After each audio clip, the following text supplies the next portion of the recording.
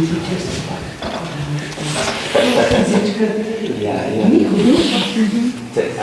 Težko, včasih sem imel recimo turnir po večer.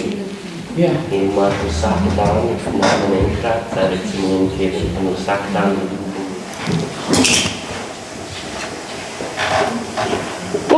Bomo kar začeli. Lep dober večer vsem skupaj. Lepo pozdravljeni na nocojšnjem pogovoru. Veste, da je letošnje leto posvečeno Plečniku. Tudi v Domžalah smo to leto počastili, tako da je v Menačnikovi domačiji odprta razstava 3 domžalskih fotografov na temo Plečnikovih motivov, tako v Domžalah kot tudi širše. Potem mislim, da v soboto je bil tudi sprehod po Plečnikovi dediščini v Domžalah. Katarina je bila zelo zadovoljna, je rekla, da je bil lep obisk, presenetljivo lep obisk in tudi nocoj smo lahko zadovoljni, da se nas je v teh časih toliko zbralo na pogovoru z Noahom Čarnejem, kaj rečemo, Kamničanom, Američanom v Kamniku. Američan s slovenski duh. Slovenskim duhom. Jaz se počutim bolj slovenec kot Američan. Nisem navdušen nad Amerika. No, jo, Kaj se skrivam tukaj? V 15 letih ga je slovenski duh že popolnoma prevzel očitno. Drugače je Noah tudi ambasador nošenja slamnika, če se spomnite. Tudi jaz še zmeraj nosim, ko grem na velike planine, zmeraj imam slamnik s sabo. No, se pravi svojo nalogo pridno upravlja, ne? To smo na slamnikarskem sejmu pred kakšnimi 3 leti najbrž ga počastili. Drugače je pa prisoten, vodil tudi pogovore o domžalski knjižnici, najbrž ste mnogi ga tudi tam mnogokrat obiskali, ker so bili pogovori zelo prijetni. Sicer pa je tisto, zaradi česar sva danes skupaj, je Plečnik in je njegovo doktorsko delo, ki ga je opravil v Ljubljani na Filozofski fakulteti in pravzaprav je to delo tudi objavljeno v tej knjigi in očitno je, da ga je prevzel tudi duh Plečnika. Tako da pravzaprav je moje prvo vprašanje leta 2012, je bil ta doktorat potem dokončan. Kaj vas je, kaj te je pritegnilo k Plečniku, zakaj Plečnik in pravzaprav raziskovanje tako poglobljeno, kot ga zahteva doktorsko delo? Ja, najprej moramo se tikati, ker jaz težje vikam, jaz tikam predsednik in papež tudi, torej bomo štekali naprej. Hvala, ker ste prišli v to lepo številko, to pa je res lepo. Koliko časa nismo imeli redno dogodki tazga, to sem pogrešal, torej je lepo. Jaz sem vzel Plečnik kot tematika za doktorski študij, moramo iti malo nazaj. Sem študiral zgodovino krajev Mednin v Angliji in prej sem umetnostno zgodovino študiral, potem sem rekel, da moram se ženiti. Jaz sem imel biološko uro, je šla TikTok in sem nujno rabil ženo. Najprej sem rekel, rabim ali ženo, ali psa, ali stanovanje. In mi je bilo čisto vseeno, kateri pride najprej na vrsto. Ampak vse troje? Vse troje so prišli. Ampak v moj lov za ženo sem živel v mnogi evropejski mesti, ker sem vedel, da hočem se oženiti s eno Evropejka, ker Bog ne dej, da je Američanka, ker sem hotel vzeti evropejski način življenja, ampak mi je bilo čisto vseeno, v kateri države bo. Torej, sem lovil svojo Urško v Ljubljani, uspešno, in takrat mi rečemo v angleščino, da sem imel mravlje v hlačkah.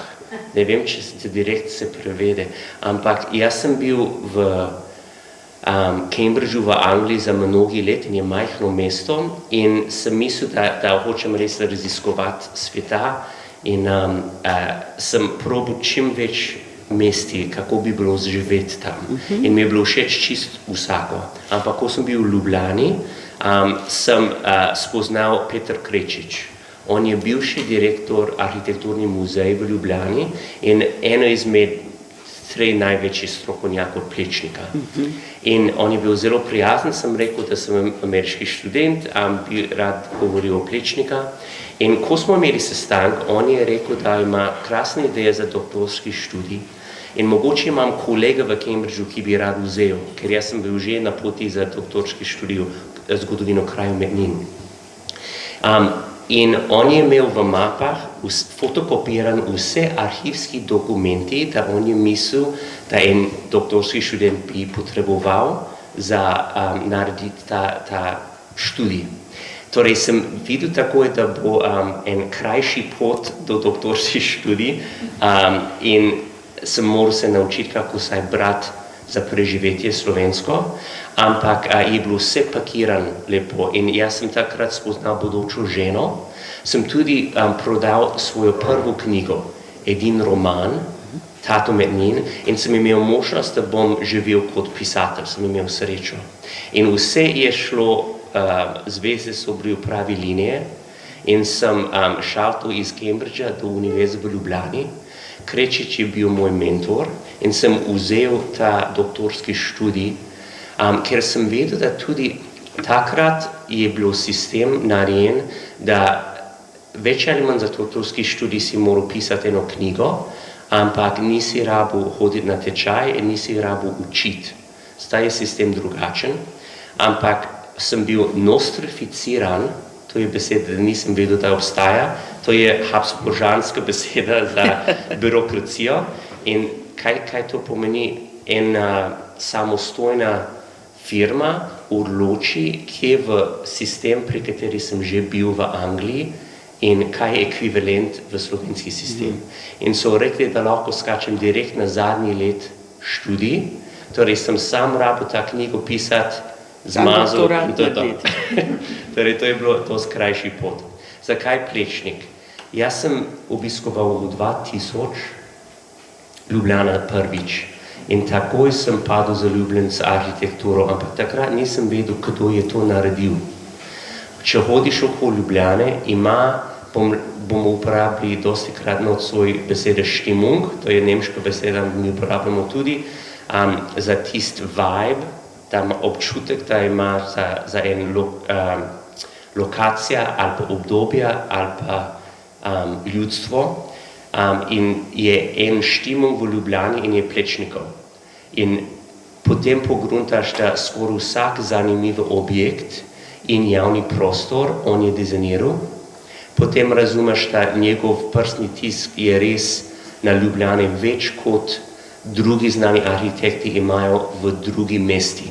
Naprimer, imamo občutek, da Antoni Gaudi je arhitekt za Barcelono, ampak on je sam par objektov dizajniral, en park. Plečnik je svašta dizajniral v Ljubljani in je res njegovo mesto. Torej, ko sem videl, da en človek je vse to naredil, sem rekel, to pa je zanimivo. Se pravi, je bilo tvoje prvo srečanje s Plečnikom v Ljubljani, ne na Dunaju in ne v Pragi? Ja. Ne sem bil v Dunaju in Prag, ampak sem tudi bil v Hradčani, torej sem videl, ampak nisem vedel, da Plečnik je imel kakšen vpliv tam. Torej, v Dunaju sem bil tudi prej, ampak nisem videl njegove objekte, torej bilo res Ljubljana. In po moje izkušnje, tako drugi ljudje najdejo Plečnik v Ljubljani tudi, in to je eno izmed razlogi, da ni tako pogosto znan, kot bi moral biti, ker moraš res priti do Ljubljane, da se potunkaš v njegovo umetnost. Prav gotovo brez Ljubljane ni dobrega poznavanja. Še to lahko poveva že na začetku, ne? Tvoj mentor, ki si ga omenil, Peter Krečič, res eden 3 velikih poznavalcev Plečnikovega dela, je v uvodu k tej knjigi napisal, da je knjiga napisana, oziroma tudi doktorsko delo s predpostavko, da je namenjena za angleško govorečo publiko, ali lahko rečeva, bralstvo, evo. Ne? In je bila, a se to pozna na knjigi? V čem misliš, da je tisto, zaradi česar je on to posebej izpostavil, to je za Angleže napisano, ali pa za angleško govoreče, ki bojo preko tega najbolj spoznavali Plečnika? so več način, da lahko odgovorim. Torej, prvi stvar je, to je bilo njegova ideja na začetku, da en tujec bi pisal o Plečnika, ker za Slovenci je skoraj preveč sveti človek, da lahko rečeš kaj negativen ali vprašljivo o njegov življenje. Je lažje za en tujec, ki ne pride se nobene prtlaža, metaforična prtlaža in gledamo umetnost za umetnost. Plečnik ni noben tazga za tujec, torej mi lahko rečemo se sveže oči.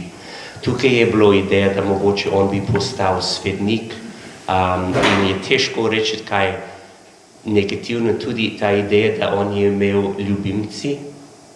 ljubice, to skoraj nisi smel to reči, ker on je bil toliko svetnik.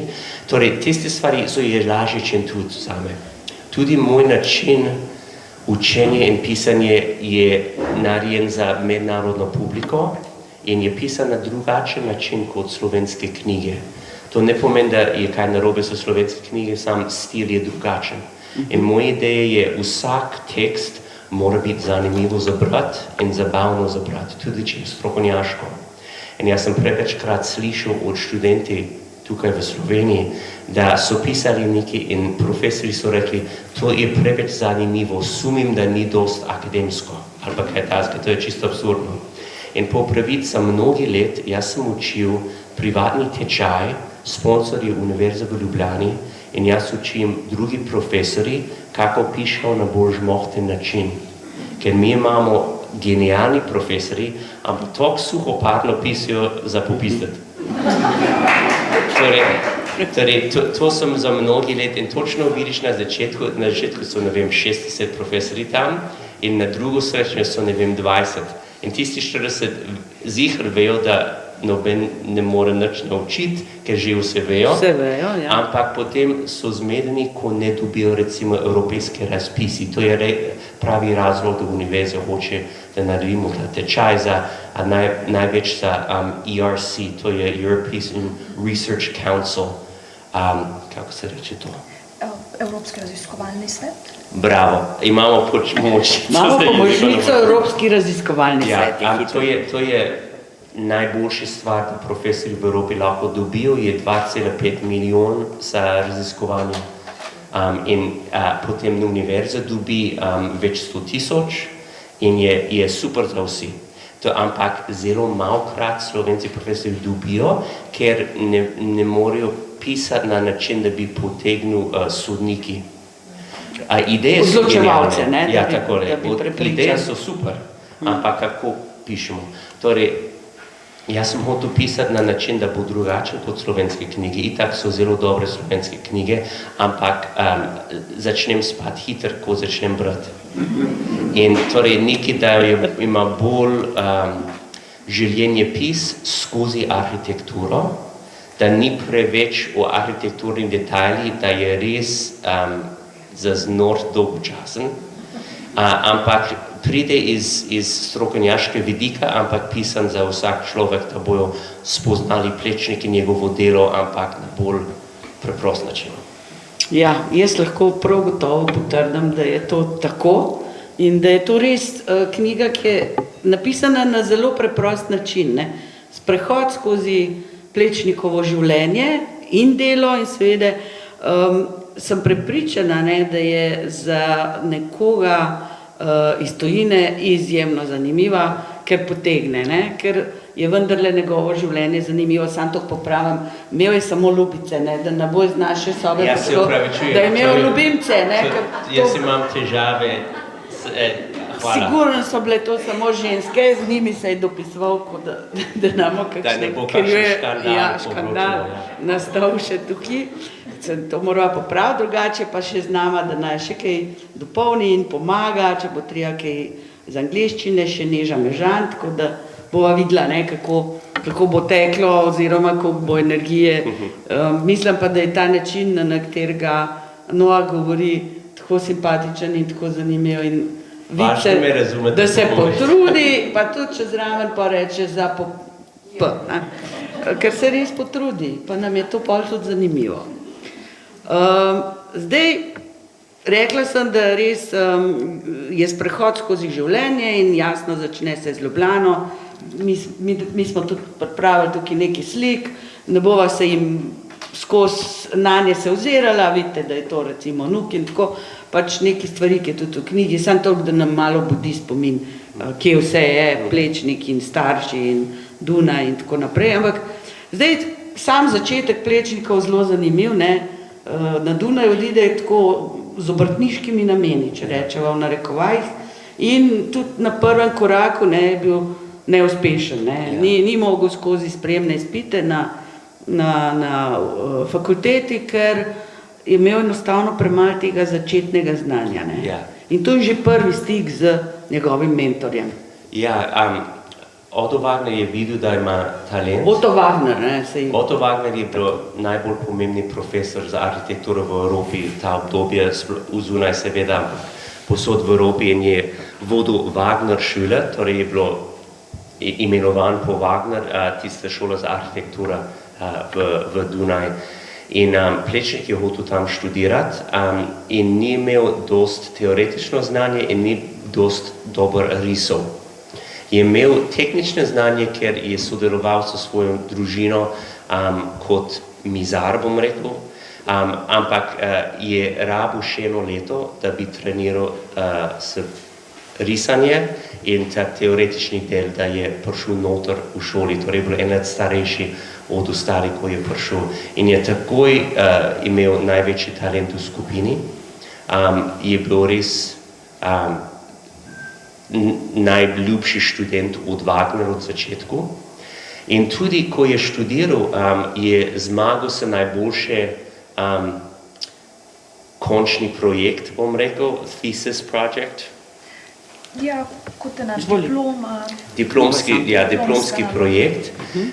In je zmagal en štipendijo, da bi lahko šel okoli Italije za študirati arhitekturo.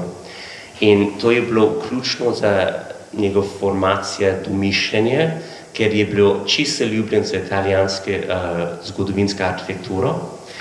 Ampak tudi je bilo zanimivo, ker Otto Wagner je hotel, da on bo ostal.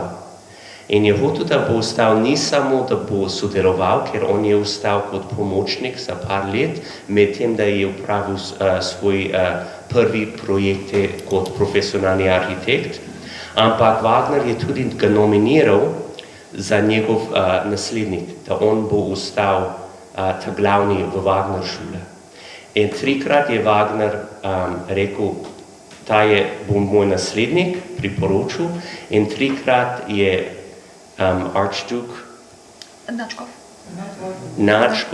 Archduke Franz Ferdinand. Ampak nadškof je archbishop. Ne. Kako se reče? Nadvojvoda Franz Ferdinand. Franci ni bil vesel. Zakaj ni bil vesel, ne vemo točno, ampak po moje, ker je bil mal racist in ni mislil, da en Slovanec je zaslužil največje pozicije v teutonsko najboljša šola za arhitekturo po pravic, po moje, da je to. Tudi je bilo mogoče zamere, ker za en projekt, za en cerkev, Plečnik ni odločil za en kamnolom uporabljati, da Franc je bil lastnik za tisti kamnolom, ampak po moje, da to ni dosta razloga. Mislim, da je bilo, je čutil tisti racizem, da je potem povzročil v prvi svetovni vojni, ampak so bili iskrice od tega takrat in da tista najbolj pomembna pozicija v cesarstvu mora biti engelca nemška koronina, po moje, da to je bilo razloga. In Plečnik je to čutil, da nima toliko možnosti naprej v Dunaju in takrat njegov prijatelj, ki je bil tudi študent pri Wagner šole, Jan Kotera, in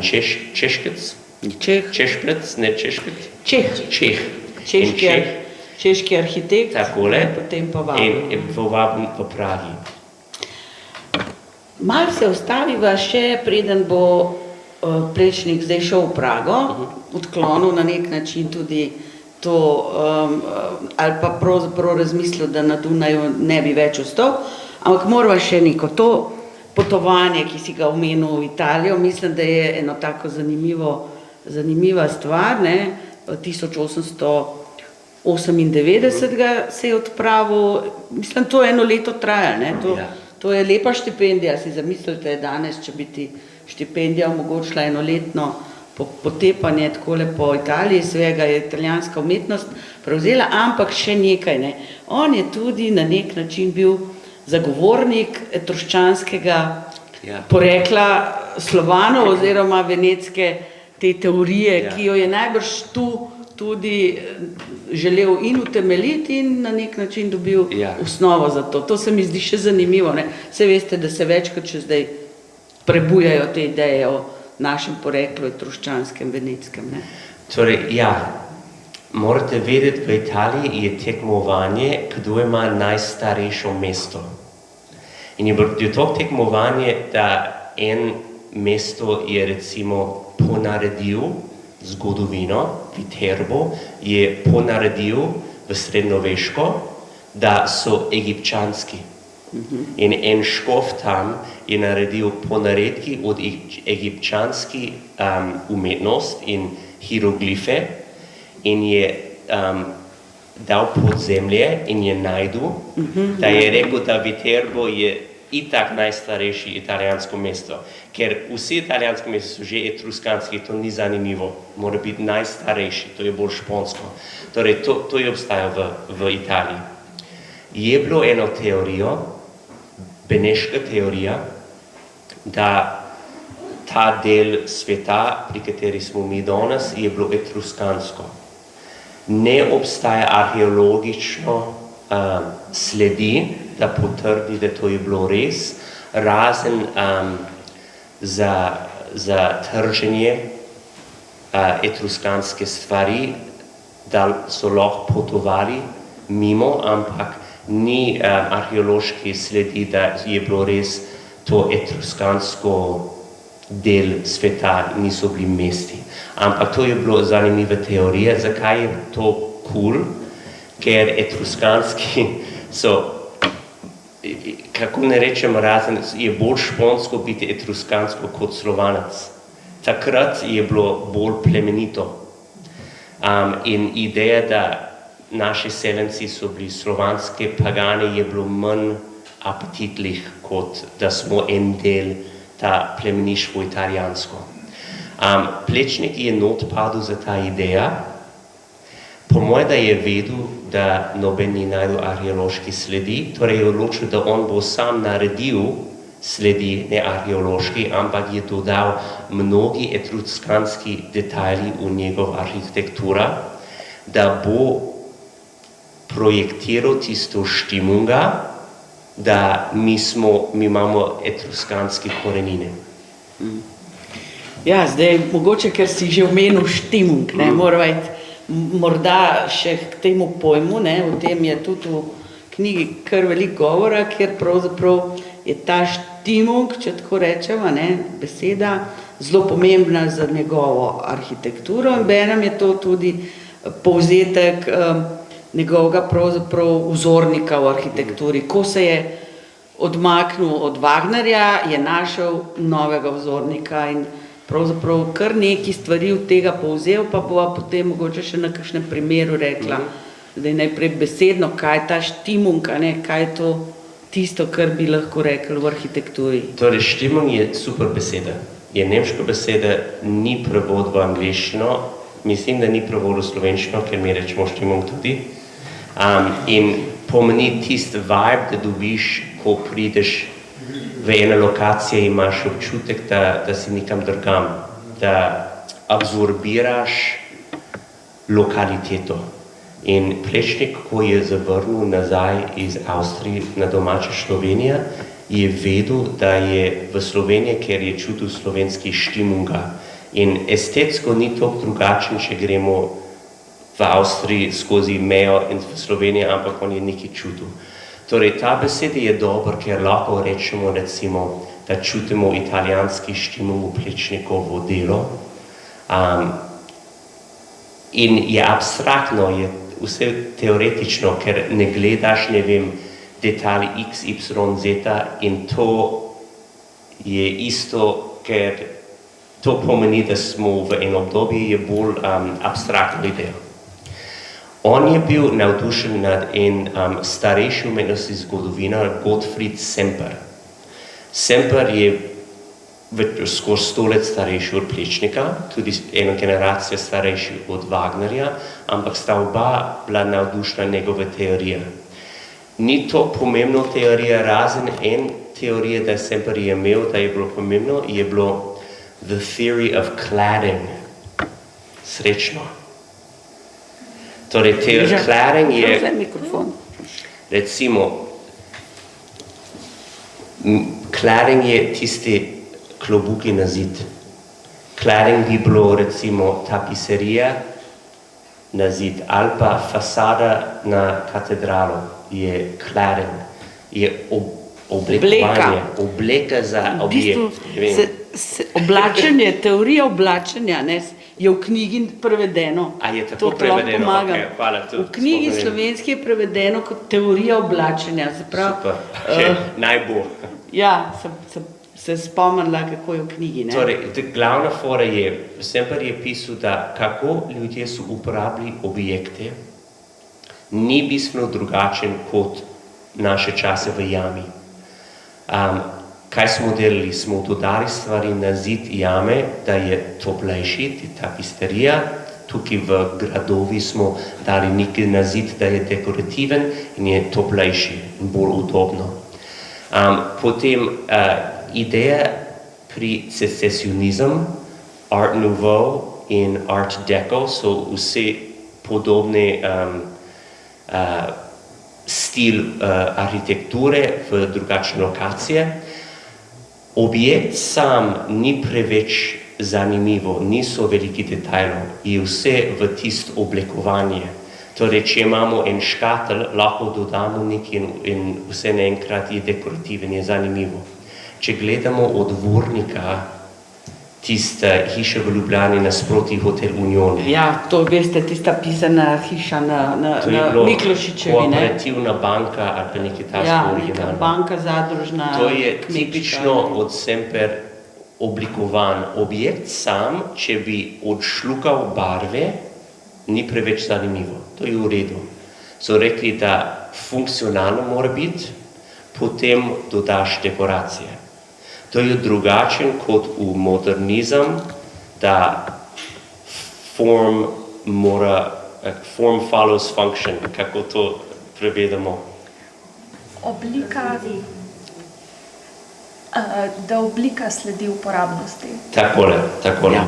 Ali pa nekaj kot da v postmodernizem, da oblika je v prvo mesto in bomo že pogruntali, kako bomo uporabljali.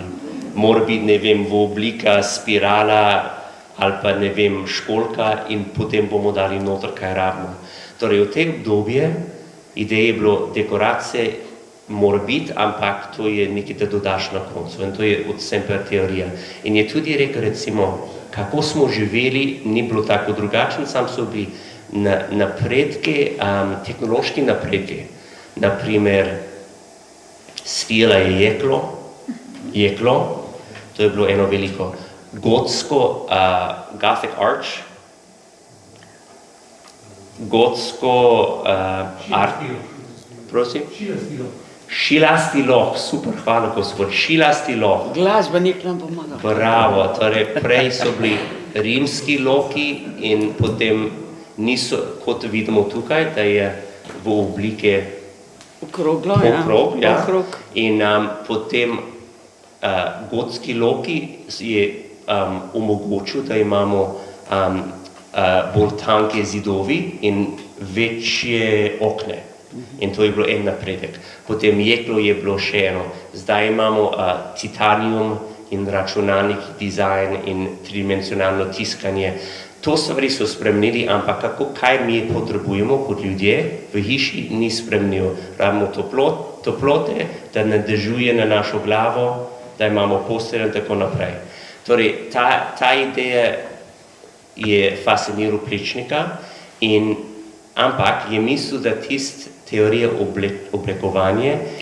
oblačenje ni dost. Je hotel, da arhitektura je bolj integriran kot celoto, ne samo, da dodamo neki na zid in smo končali. In to je eno izmed razlike med Plečnik in Vurnik. Vurnik je bilo njegov, jaz bom rekel, je bilo eno rivalstvo, ampak je bilo enosmerno.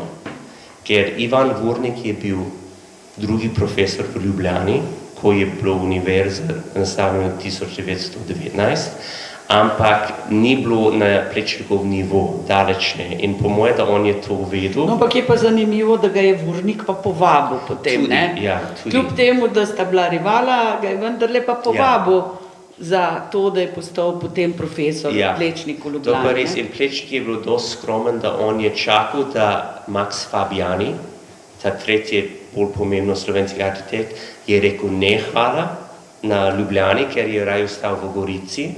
Potem Plečnik je vzel tiste sedež v Ljubljani. Sej mogoče malo preskakujem, ampak ker sem že v enem napovedniku za današnji večer rekla, ne, Plečnik je bil povabljen na mnoge eminentne svetovne, rečeva lahko, univerze ali pa fakultete arhitekture, ne. So ga vabili v Beograd, so ga v Berlin, Zadar, da bi postal kot nek za celo Dalmacijo. Zraven Lestrovič, to je bilo zanimivo kombinacija. Ampak tukaj, ne, ob vsej tej izbiri, govorimo pa zdaj že po češkem obdobju, vse pa se bo vrnila, ne, po tej njegovi avanturi ali pa kar en dolg obdobje Češke, kjer je živel tam, ne, se on odloči za Ljubljano, ne. Ja, in zakaj je zanimivo? Torej, on je zmeraj imel občutek, da Ljubljana je grda. To je tudi napisal. Ljubljana je grda. On je rekel, Ljubljana is a cultural backwater. Izvoli.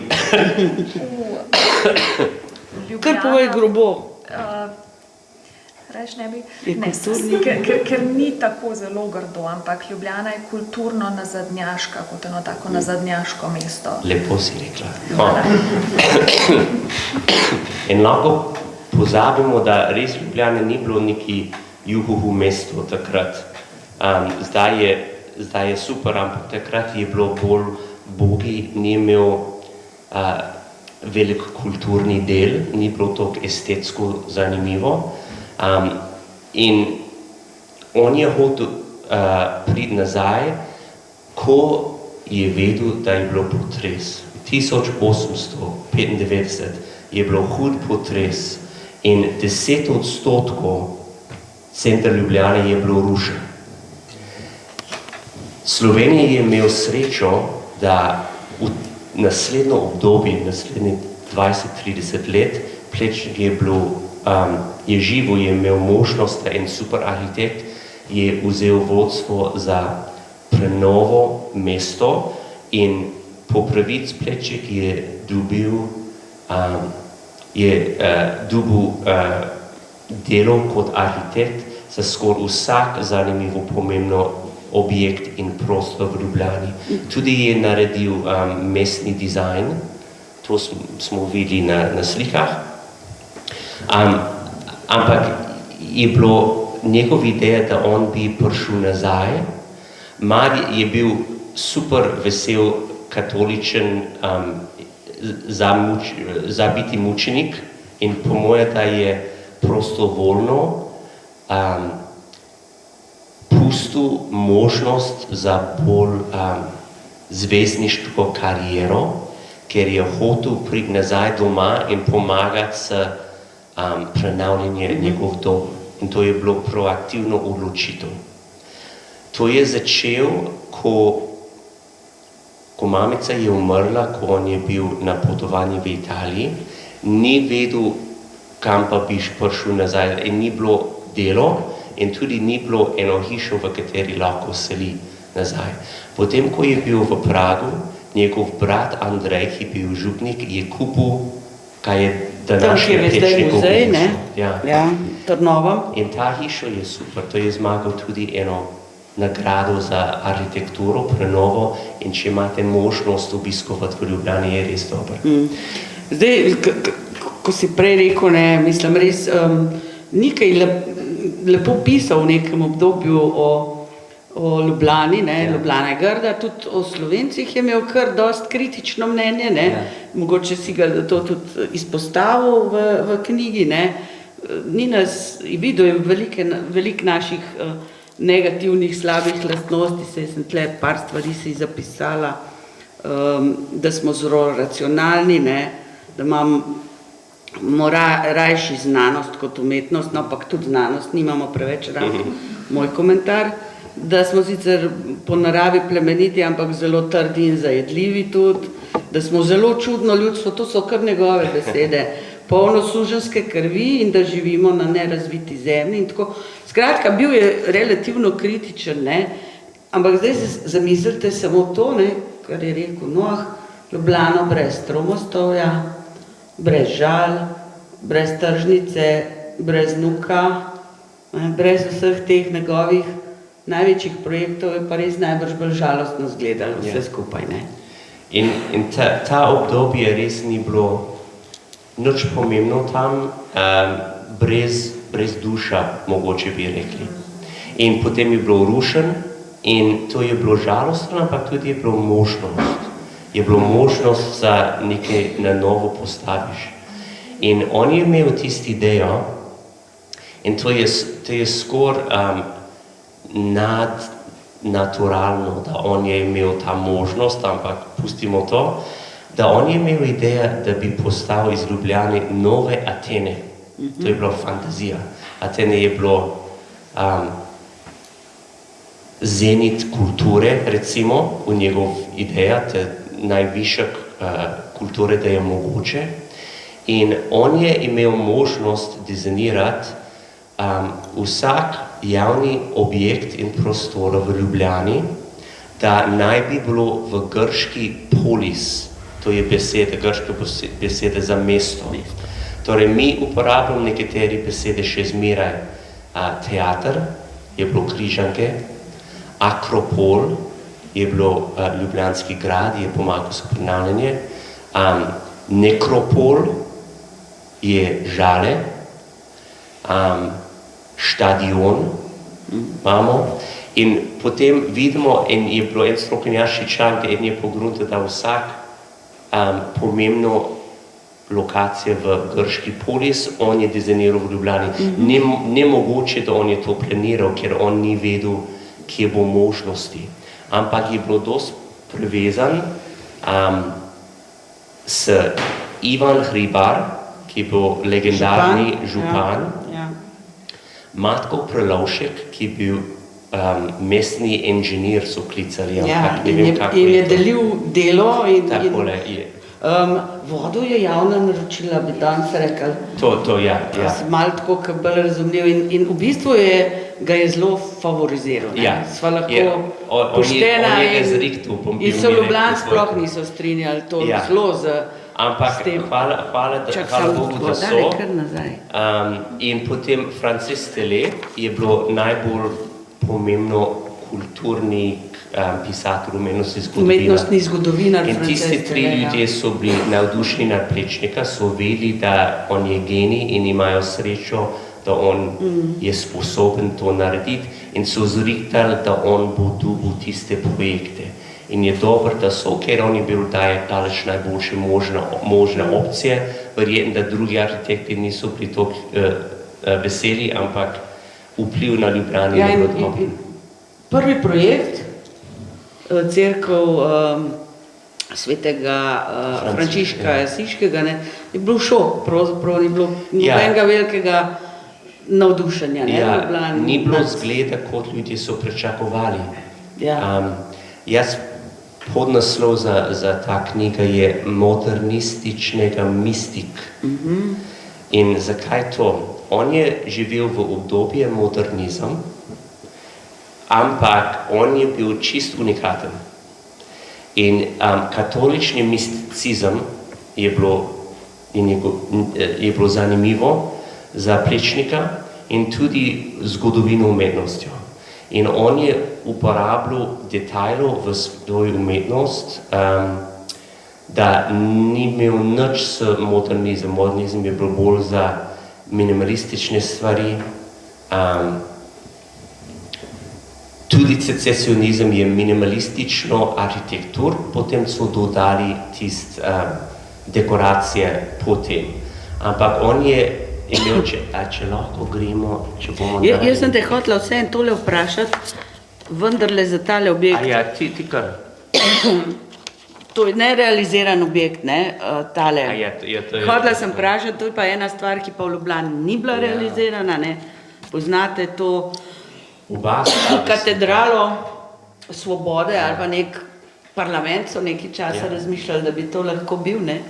To pa ni se realizirali, ne, ker kam je to on hotel postaviti, ne, še zanimivo. So bili več ideje najprej, on je imel bolj teoretski idejo, da bojo ruševali Ljubljanski grad in dali to na mesto grada. On je vedel, da to ne bo šlo. Potem je imel idejo, da bo na poti dol na hrib iz Ljubljanski grad. To bi ti špico diagonalno iz hriba. To tudi ni šlo, to je bilo preveč crazy. Potem je imel idejo, da bo v Tivoli, to bi lahko šlo. In obstaja en render, kako bi bilo zgleda v Plečnikov muzeju, je zanimivo. Ta katedral Svobode bi bilo ikona za Ljubljana, če bi naredil. In zakaj rečem to? To sem pisal en članek mnogi let nazaj, da Ljubljana nima arhitekturne ikon. To ni problematično, ampak je zaradi turizem in domišljenje tujcev, ko mislijo od Ljubljane, ne vejo, kaj morajo se predstavljati. Včasih je lažje, bolj simpel za tujci, če je ena slika v možganu, kot ikona za eno lokacijo. Recimo, Eiffelov stop imamo, avtomatsko vemo, da je Pariz. Brandenburškega vrata, vemo, da je Berlin. Sagrada Familia, katedral v Barceloni, Barcelona. To je simplistično, ampak je lažje za tujci. Vprašaš tujcev Ljubljane, tudi če so bili in rečejo, sem slišal, da je lepo, ampak nimajo v mišljenje. Včasih imajo, a veš kaj, Zmajski most, tiste kipe od zmaje. Ampak to je to, ker so mnogi nešteto mesti, imajo en luščen srednjeveški grad na hrib in reko in lušne ulice in to je to. In potem zmedeš, če si v Avstriji, v Švici, v Nemčiji, ni sigurno. Smo imeli par poskusi, recimo Stožice je v principu bilo, ampak ni dost dober dizajn, je mal štorast. Najboljši dizajn, če meni vprašaš, bi bilo to in bi lahko še zmeraj to. Na to sem te hotela ravno vprašati. A misliš, da je še vedno možno in bi bilo možno in bi bilo smiselno, da bi se ta projekt realiziral? Recimo, jaz pa bi. Ti bi ga? To ni modno. Modno je, da naštimaš aktualni arhitekturni stili v aktualno obdobje. Ampak jaz bi to, recimo jaz tudi to je Mesarski most. Po mojem, da to je bistveno lepše od tist stekleni most, da imamo zdaj, da ima tist padlocks. Ključavnice. Ja. To je v redu most, ampak nič posebnega. Pa tudi to spet v vsakem mestu skoraj vidimo zdaj, ne? To bi bilo res zanimivo. Ampak ta katedral Svobode za naš parlament ni preveč zanimivo. To centralni del je v špici so 12 stebre, kolone, vse na kot, da je zgleda, da bo skup padel. Ampak če bi stojal pod špico, bi bilo neverjetno občutek in malo nadrealistično, Mi imamo občutek, da stebre mora biti čisto vertikalno in poravnano, ampak on je dvignil, da grejo takole noter. In iznoter in zunaj bi bilo res estetska bomba. Torej, jaz sem čista stvar. A Domžale hoče narediti, lahko naštivamo. Evo, zdaj so volitve, bomo kakšnega prepričali v ta projekt. Ne, me je zanimalo, ne, ker vem, da se je nekaj govorilo, pa se je zelo hitro tudi pozabilo, ne, tako nekako ni bilo ene velike podpore temu, ne, ampak se mi zdi dobro poslušati in prisluhati recimo Noahu kot tujcu, ne, kaj nam polaga, ne, in o čem in na kakšen način razmišlja o teh stvareh, kjer smo mi morda včasih malo, tako kot je Plečnik rekel, mrske od tiska. Tako da, ja, zdaj mi dva malo vseeno preskakujejo, ampak se mi zdi, da je vseeno kar ena nit vzpostavljena, ampak vseeno se mi zdi, da morava vendarle še kaj reči o Pragi, ne. Praga je le neka velika referenca, Hradčani in ta obnova, ne, in to je bilo tudi tisto, kar ga je na nek način vendarle postavilo. Je pa zanimivo, ne, ti tudi psihološko pišeš o njem, da je pa prišel iz Prage zelo izpraznjen, celo mislim, da je beseda depresija, ne, v nekem zelo slabem stanju, čeprav je bil za njim nek precej lep, dober projekt, viden in tudi Masaryk ga je občudoval, ne, tako rečemo. Mislim, da on je bil res razočaran, ker je hotel ostati v Dunaj in voditi Wagner šole. To bi bilo prvi izbor, ampak je čutil, da ne bo mogoče. Možnost v Pragi je bilo dobro, ker morate vedeti, v te obdobje slovanski ljudje povsod Evropi so mislili, da na Češkem, sploh v Pragi, tam je najboljši način kulture, slovanske kulture je najvišje tam. Torej, Slovenci so brali češki časopisi in žurnale in so mislili, da tisti so ta pravi umetniki. Torej, to je bilo zaželene destinacijo. Torej, zato je bilo zanimivo, tudi ta Jan Kotera je bilo dobro prijatelj. Preko Kotera on je spoznal Masaryk, ki je bil prvi demokratski predsednik Češko-Slovaške republike in je tudi spoznal vse kulturniki, bom rekel, v Pragi. Torej je imel stimulacije, intelektualna stimulacija je imel. Tudi so bili projekte, ker Masaryk je rabil prenovo feudalsko grad Hradčani v demokratske oblike. Torej ideja je, tam so češki kralji, zdaj smo češki demokratski predsednik, treba prenavljati za sodobnost. Takole. In on je prenavljal mnogi prostori v gradu, tudi vrtovi in osebni sobe za predsednik, za uradne obiski in za družino. Tudi je skoraj najdel ljubezen. In to je bila? Hčerka od Masaryk, Alice Masaryk, je bilo čisto zaljubljen v Plečniku. Toliko zaljubljen, da enkrat on je sam dotiknil njena roka in je skup padla, ker on je bil toliko vroč dec, pa ne vem kaj. Ampak on je rekel, da on je poročen s arhitekturo in je tudi celo življenje ostal samski. Alfa samec.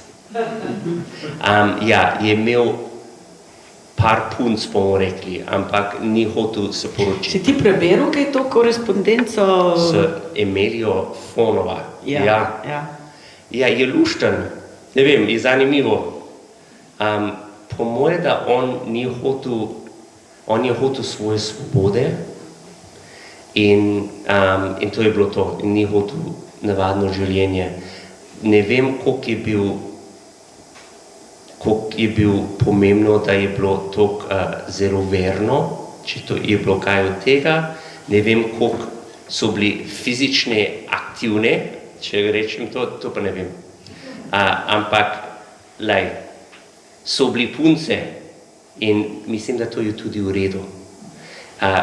včasih ne smemo reči od pomembne ljudje v naše kulture, da so imeli kakšne težave, da so imeli depresije, da so imeli ljubice ali ljubimce, da so, ne vem, da so bili ljudje, nič preveč človeško. In zato je mogoče lažje, če en tujec to vzame ta ideja, da dajmo reči, da ta je bil en človek, en genij, absolutno, ampak tudi en človek in to je v redu. Zato ta ideja, da on bo postal svetnik, ne vem, če je kakšen plus, če je ali pa ne. Pa se mislim, da samo blaženi. Blažni, najbolj blažni, to je tudi bolj. A veš, kaj je, če si svetnik, moraš dva človeka, o čudežu morajo. Čudežu, ja. En čudež, ko si že mrtev, en čudež, ko si živo. In on ima, pa je eno. Je pa en, mogoče bi kdaj povabil, ne? Mislim, da je en glavnih nosilcev te ideje in tudi tega, kar se piše naš rojak, ne? Tonček Štrukelj. Mislim, da je on, midva sva se večkrat o tem pogovarjala, ne? Domžalski, se spomnite, duhovnik je potem bil tudi tajnik pri Šuštarju. On je bil tisti, ki je najbolj vztrajno iskal in se zavzemal, no? Tako da mogoče ga bomo kdaj še povabili, saj že pri Bernikovi knjigi smo z njim sodelovali in midva vem, da sva se večkrat srečala in pogovarjala. On je tudi to vso dokumentacijo zbiral potem in to, da je potem poslal in se zavzemal za ta, ampak ne v smislu svetnika, ampak pač vsega, ne, kar se je on dotaknil in kar je pustil nositi tako močna taka duhovna sporočila.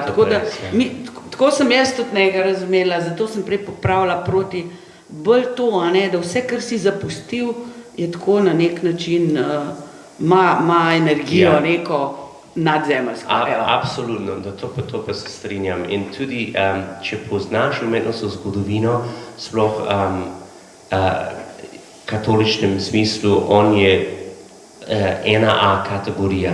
Jaz zmeraj rečem, on je edini slovenski umetnik, da je res na mednarodno 1A nivo, ne glede od svoj stil, da je arhitekt ali pa slikar, ampak on je res tako dober, da lahko govorimo od zraven Michelangelo in Leonardo in vse te.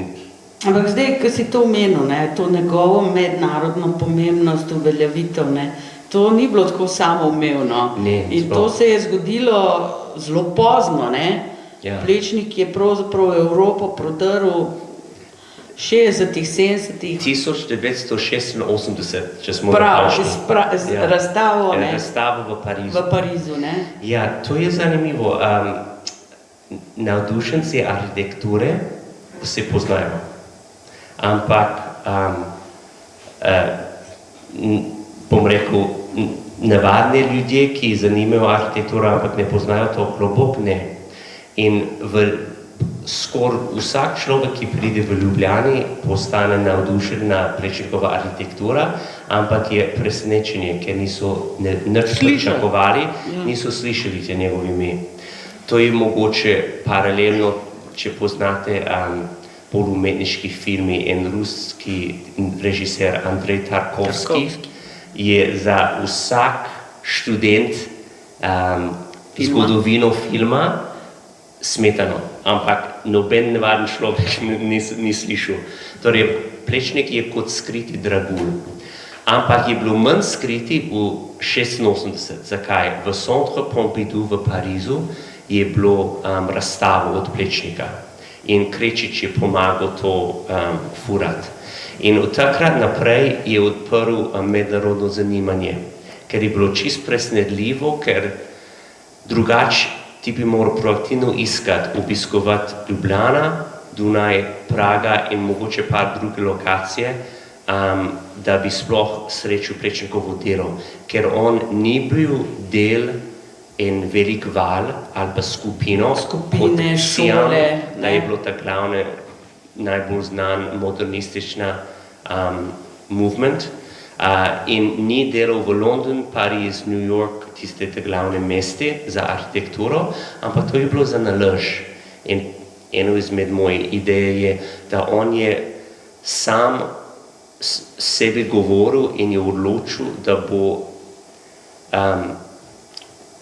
sakrificiral možnost, da bo postal svetovni znan arhitekt, da bo lahko pomagal njegovo domovino in da bo svoje življenje postal takole, dal v Ljubljani vse, kaj on ima v sebi. Tako da pravzaprav na nek način včasih sem pomislila, da to je bil skoraj slučaj.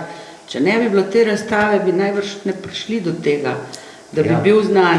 Ampak to je prav ta njegova samotarska narava, zdaj, če še nekaj o njegovi osebnosti, kako si jo ti videl, res nikoli ni hotel v te šole, en malo obdobje je bil v secesiji, dunajski, ampak se je potem zelo hitro od njih oddaljil, tam 5-6 let, okrog 910, 901 tam. Nikoli k nobeni šoli, Evropa pa je polna šol, polna klanov, če tako rečeva, skupin, ki se družijo, ne vem, že če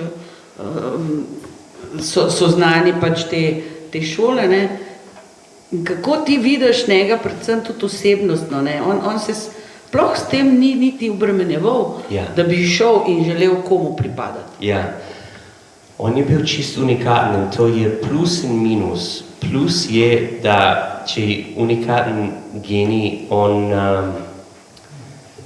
ni treba spremeniti, da bi se vključil v eno drugo skupino. On lahko dela, kaj on misli, da je prav, in nič ne šmirgla, kaj drugi rečejo.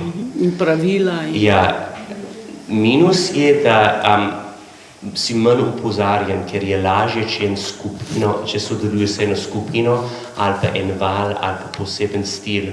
Je bilo, ne vem, če je problema, ampak tudi njegovi učenci niso bili na isti nivo, čist noben, in so probali narediti arhitekturo po Plečnikov način, ampak ni šlo. So bili v redu kot Ravnikar, pridu, mislim, mogoče najboljši izmed vsem, ampak čist ni isti nivo. In je problema?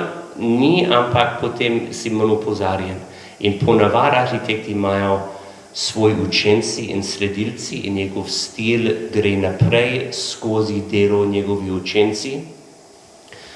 In on ni imel ta možnost, torej kaj on je storil nekatere stvari, da recimo on je pomagal, ampak njegovi študenti so furili do konca, recimo mnogi projekti v Kamniku, da Kamničani rečejo, da je Plečnikov po pravic učenci so naredili in on je bil recimo kot vodja projekta, ampak vse, če vidimo tista, so včasih rekli Kraljev stacion, ta centralni stacion v Kamniku.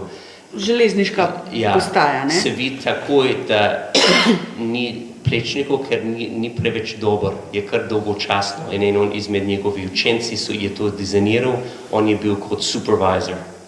Tudi ta glavni trg, mogoče poznate ta zgodba. S to fasado? Ja, fasado, ampak 1955 je bilo tudi en manjši potres in je bilo takrat v Kamniku Kamniški dom.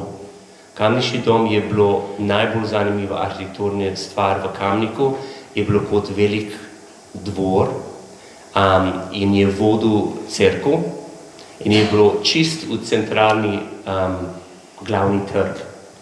In še zmeraj lahko vidiš v glavni trg en del plošče, da so bili v kopalnico, na prvi nadstropje, se vidi na eno fasado še zmeraj v Kamniku. Imamo slika? Mogoče. Da vidim, kaj to je zanimivo. Ja, tukaj. Ja, to je to. To je ta fasada, tam ste na trgu, Kamniku. tukaj so plošče, da so bili na zid v kopalnico, v Kamniški dom. In ko je bilo malo zlomen zaradi potresa, takrat socialistična vlada je podaril, ker niso bili navdušeni, da cerkev je to vodil in to je bilo najbolj pomembna lokacija v Kamniku. In so vzeli možnost, razlog, da so podarili. Kamničani so bili zelo hudi in da bojo tihi, so naročili Plečnik za nov dizajn celo glavnega trga. On je dizajniral, ampak niso naredili, so sam naredili par stvari iz dizajna. Škoda, ker je bi bilo zanimivo, ampak škoda, če vidiš arhiv slike od Kamniški dom, je bilo res nekaj super.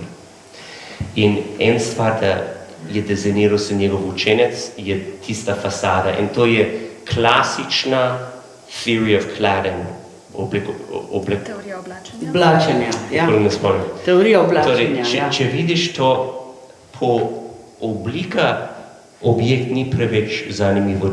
Če objekt ne bi imel noben dizajn, če bi bil čist bel, bi rekla, ok. Ampak potem je dodal tisti dekorativni del in inspiracije je vzel, vidimo, etruskanski lanterne spodi. Tisti motiv od, ne bom vedel slovensko za acanthus leaves. Bosta zmogla? Brez pritiska. A je. Tista imaš na korinski kolonski kapital. Bravo, ok. Skupaj bomo zmogli, ne? Tisti deli od klasične arhitektura, on je bil navdušen na obeliski in stebri in koloni, sam zafora, ni treba, da je nič go, ponavadi koloni so odprtine, da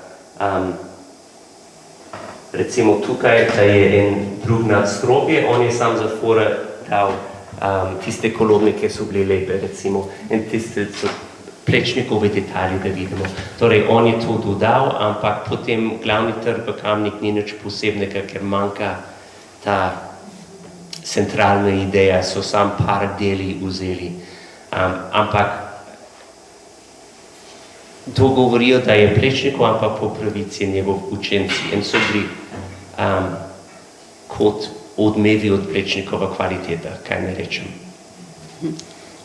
To si ti hitro zaznaš in spoznaš, kdaj gre za popolnosti Plečnikovo delo, kdaj pa za delo učencev, ki so samo skušali iskati. To je spet štimunga, to je mnenje, torej lahko drugi mislijo, da je to čist bomba, ampak tudi štimunga, recimo, če vidiš dost slike od, recimo, en moj profesor v Cambridgeu je bil specialist na slike od Michelangelo, tiste risbice.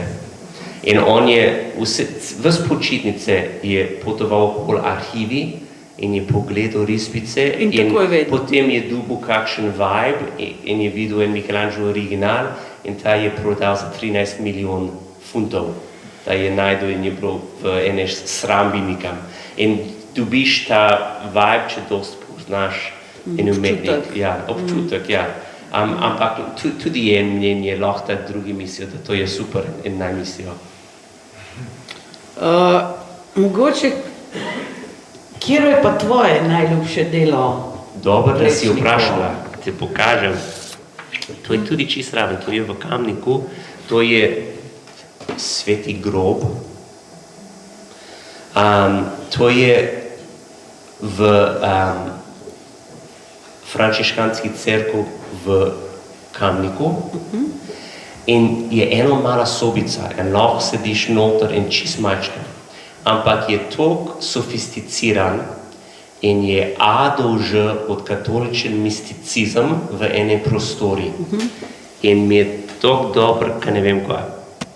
Torej, to je vhod, to je tudi zelo Plečnikova etruskanska vaza, brez razloge, sam, ker je cool, zakaj pa ne, od Podpečov marmor. Marmor izpod On je peči. bil navdušen. Ja, on je bil navdušen nad tem marmorjem. To je zdaj modno, vse hiperlokalno. On je bil za stvar hiperlokalnosti že takrat. Ja. Ja.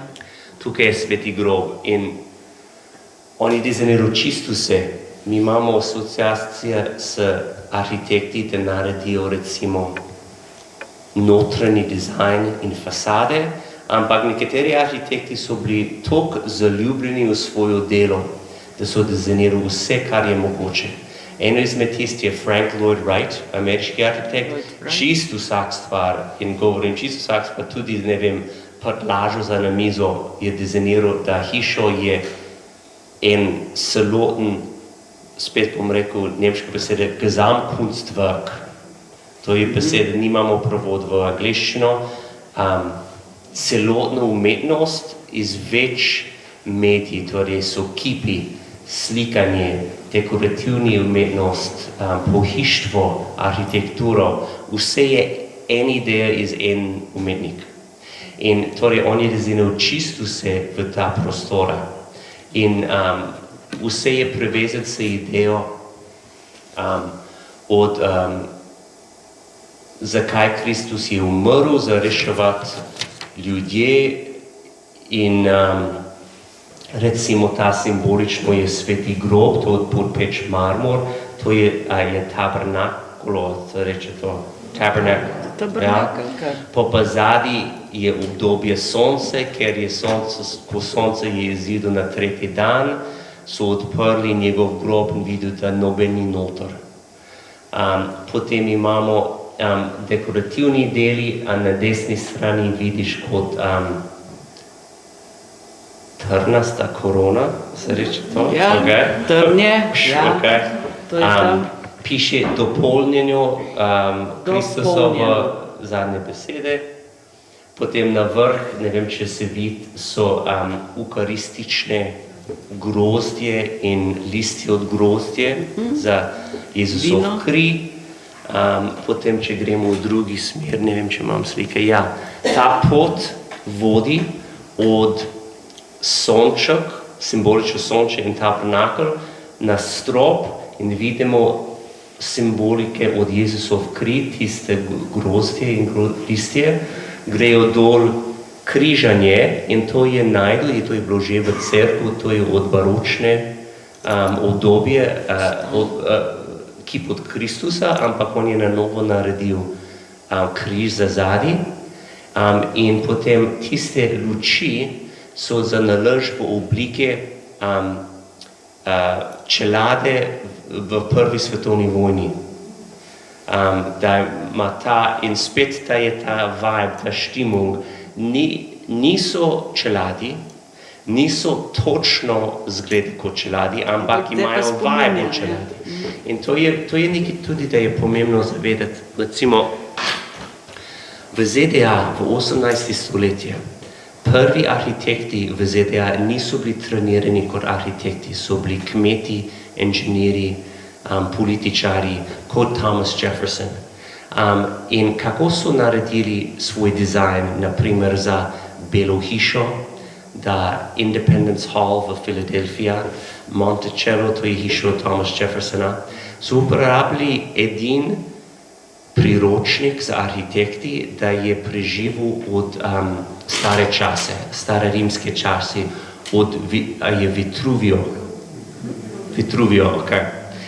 In ta je bil ilustriran in so uporabili vzorci v Vitruvio, naprimer, on je rekel, so ionični, dorični in korintijski kolumni, tako? Stolpi, ok. In so rekli, ok, naj bo 4 korintične tukaj na Belo hišo. Je bilo copy-paste način. In je funkcioniral, ker so bili statiki dost, ampak dizajn je bilo čist ponaredek od detajlov iz Vitruvio. Plečnik nikoli ni to delal. On je absorbiral štimunga, arhitekturni stili zgodovine in je nekaj čist unikatne sam naredil, da nikamor ni čist isti stvar, da je videl tam, je pustil tukaj.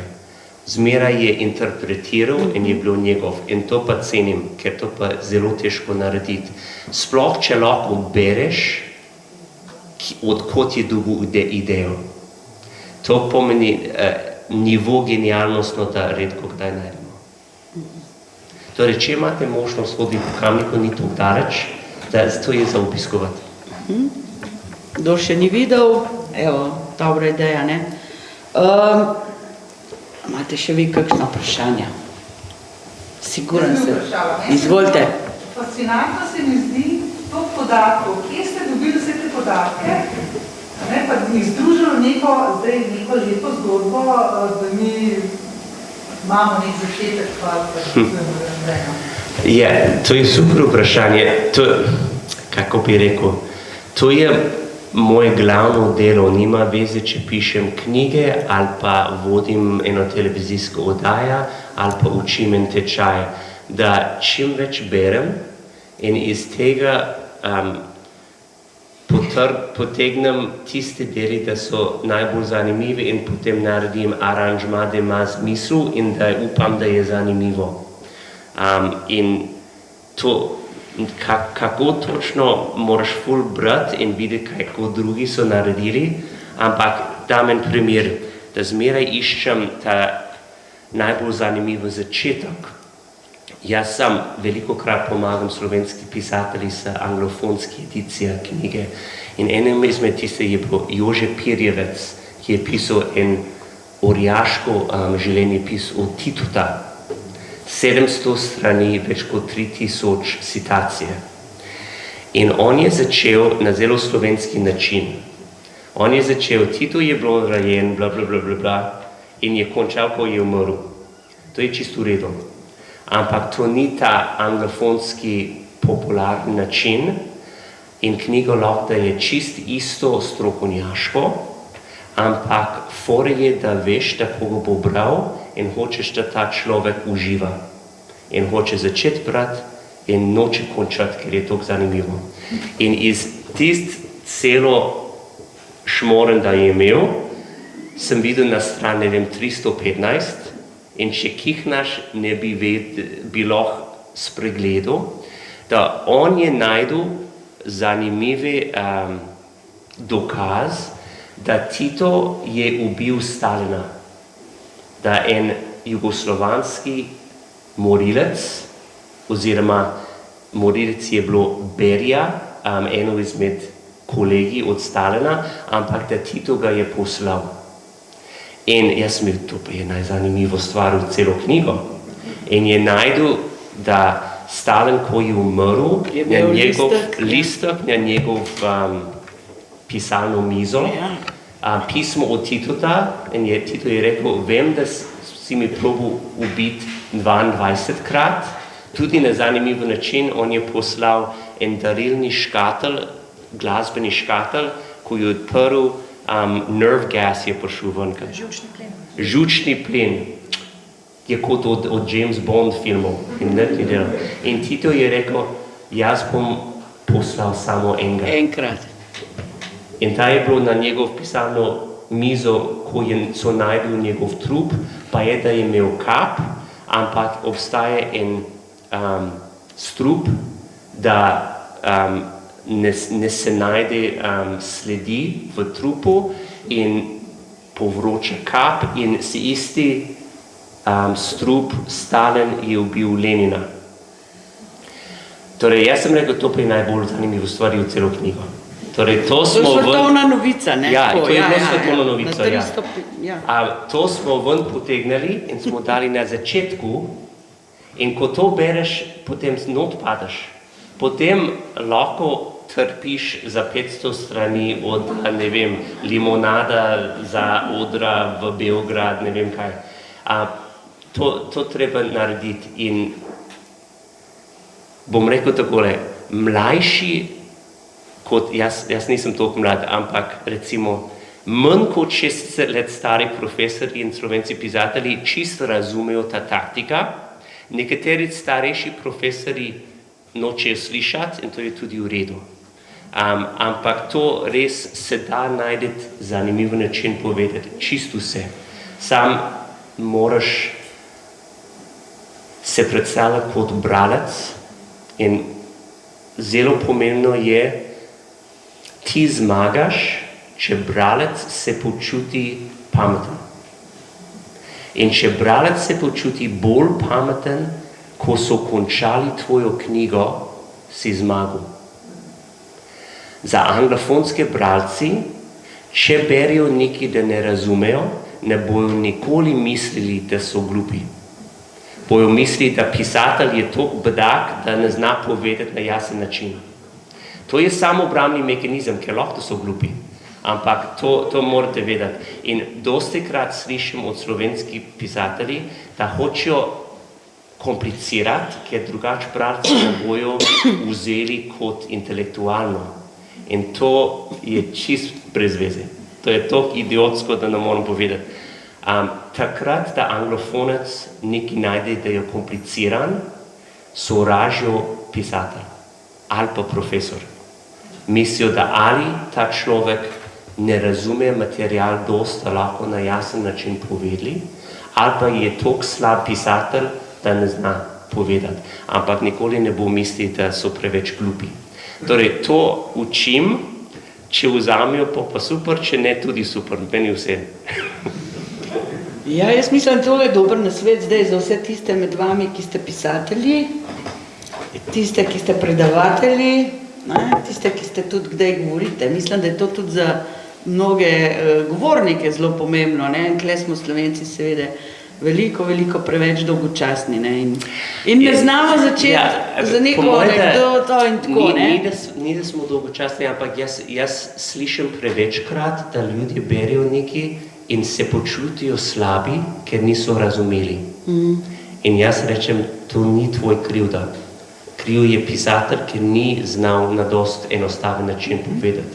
In to je znak največje inteligenco, če ti znaš najbolj kompleksne stvari na svetu povedati na čist enostaven način. Torej, simple is better. No, smo šli še malo od Plečnika, pa mislim, da so te nasveti več kot koristni. Upam, da. Ja. Je še kakšno vprašanje? Izvolite. Ja, jaz se vsem ne strinjam, kar ste povedali, na začetku ste omenili, da smo Slovenci, kaj smo že nezanimivi in take, veliko negativnih stvari ste našteli, To je Plečnik je rekel. To je Plečnik napisal in sem citirala iz njegovih pisem. Eno je popkultura, eno so pa resne stvari. Ne moramo vse banalizirati. So stvari, ki imajo svoje mesto in se morajo tudi na določen način obravnati. Lahko približamo ljudem neke trivialne vsebine, ki jih pač vsak razume. Ampak za razumevanje nekih kompleksnih stvari se pa človek mora tudi angažirati. V vseh pogledih. Tako da bo vsak vse razumel, s tem se jaz ne strinjam. Ker je enostavno treba veliko časa, veliko ur, veliko let, da človek pride do nekih spoznanj. To je ena stvar. Potem druga stvar je, veliko ste predstavili teh ikonografskih podatkov. Pravzaprav, podatki, informacije, da se človek mora sam poskrbeti. Mene zanima, a ste kje analizirali tudi formo, vsebino posameznih objektov, kot likovniki, kot likovne jezike, sama ta materija likovna. To nisem, še ves čas sem zelo malo mogoče te na koncu zasledil. Pa vaš osebni presežek, vse, kar ste naštevali, je neki citati, proročene literature. Koliko je zdaj vaše osebno, ta dezertacija dopusta, koliko je zdaj vašega dela tle? Ker zdaj skozi razgovor nisem kaj dost zaznal, zdaj ne vem, me to zanima. Super, vse to je v knjigi, vsak Plečnikov delo analiziram v knjigi. Recimo lahko govorimo od Sveti grob smo dotaknili, Napu, potem recimo tisti sluice-gate, kako se reče to nad Ljubljanici, da kontrolira otok. Zapornice se Zapornice. spomnite na Ljubljanci. To pa je cel žur za omenjenih zgodovinarji, ki je mešana juha od arhitekturni stil, od stare egiptjanske do stare grške, do maneristične, baročne. In to je kot, jaz bi to dal na zadnji test, če bi učil omenjeno zgodovino, ker če študenti identificirajo odkot prihaja ideja za vsak del na ta objekt, bi bilo dober test za spoznavanje celotno omenjeno zgodovino. Kaj je bilo moj največji presežek? To ni zame za reči, moj mentor je rekel, da kako jaz sem predstavljal, kako Plečnik je interpretiral Semper na drugačen način kot Wagner.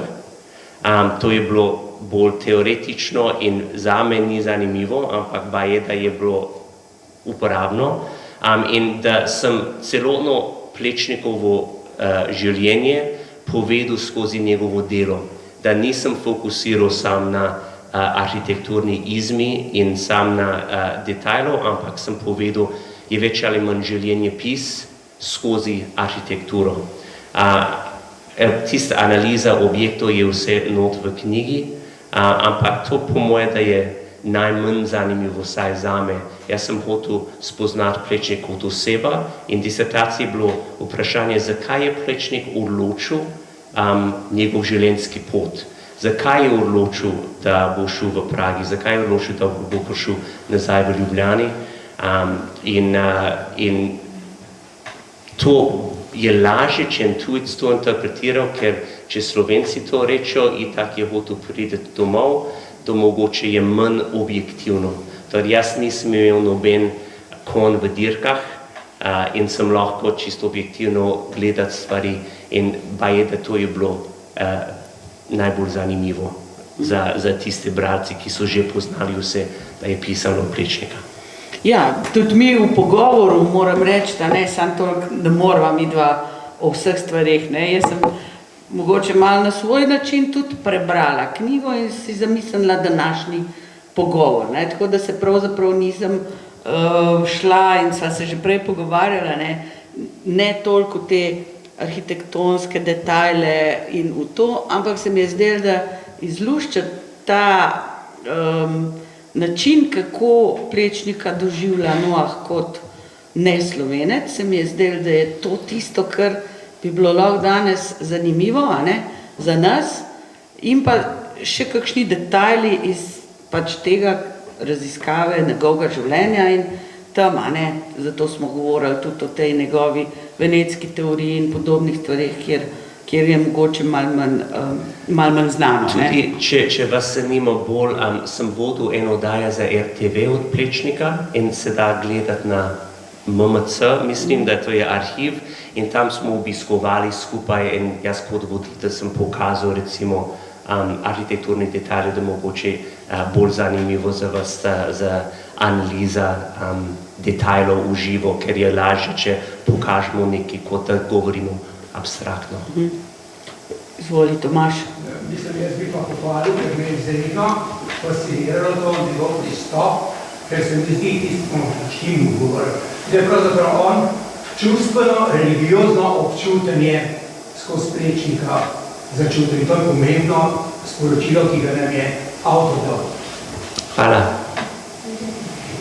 Ja, meni se je zdela to dobra plat, da prav Noaha povabimo, in se mi je zdela neka čist nova, nova dimenzija, mogoče počas zaključujem, Za nas vse vemo, veliko smo se, kdor je želi, je Plečnika ogromen je lahko prebral, spoznal, hodil, šel v Ljubljano, tako, kar si nas tudi ti povabil še, tudi v njegovo hišo, ki je res fenomenalen, lep muzej, mislim, da je tudi neki nagrad ta hiša dobila in je že sama posebne, tudi ti se zelo veliko s to hišo ukvarjaš v knjigi, ker veste, da je sama res zanimiva, Tako da nama je še tudi veliko ostalo, tudi družina, nazadnje je zelo zanimiva, brat, ki je bil duhovnik, pa je bil tudi brat mal samosvoj, ne. Tudi brat je šel po nekih bolj samotarskih poteh. Tako da jaz mislim, da nama je vseeno uspel, ker bom počasi zaključila, narediti en zanimiv vtis, upam, da vam je bilo zanimivo, a ne, ta Plečnik skozi te Noahove oči in to je bila tudi naša želja, ne, in naš prispevek k temu, kar se dogaja tudi v našem okolju s Plečnikom. Tako da, Noah bi želel še kaj Ja, mogoče samo za na koncu, jaz sem zmeraj vesel, ko lahko pridem, sem hvala za vabilo. Ta muzej bo v naslednjo knjigo, imam en poglavje o Slamničarski muzej. Super. Končam Slovenologija 2, je že končan, torej to je nadaljevanje slovenologije, ta knjiga je, kako sem najbolj poznan v Sloveniji, in tudi bo en kamnikologija od Kamniško-Dvinska alpska regija, te dve knjige končam.